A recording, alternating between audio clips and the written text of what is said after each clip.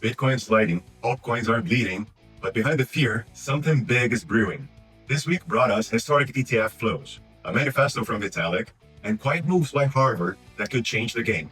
Let's break it down. Hi, my economy friends, welcome back.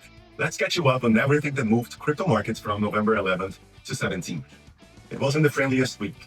Prices pulled back across the board. Bitcoin dropped into the $92,000 range. Ethereum dipped below $3,000. Solana's back around $130, and XRP slid to 2.15 cents. On average, altcoins lost around 15% as investors turned cautious. And that caution wasn't just in crypto.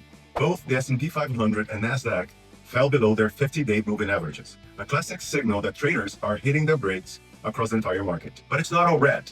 Privacy coins broke the pattern. Zcash surged over 20%, proving that strong narratives still cut through the noise. And the biggest surprise, institutional conviction.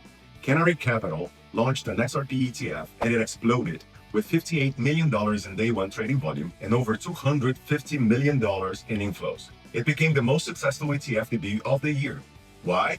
Its in-kind creation model lets big players contribute XRP directly instead of using cash, making it faster, cheaper, and more transparent. Meanwhile, on Ethereum, something bigger than price. Vitalik and the Ethereum Foundation dropped a powerful piece, the Trustlessness Manifesto. It's a bold recommitment to Ethereum's original mission, a world where anyone can transact, build, or coordinate without asking for permission. This isn't just about code, it's about freedom. And now let's clear up the confusion around MicroStrategy. No, they are not selling. They moved BTC between custody wallets. In fact, they added another 8,178 BTC, worth around $835 million, just as BTC reaches another milestone.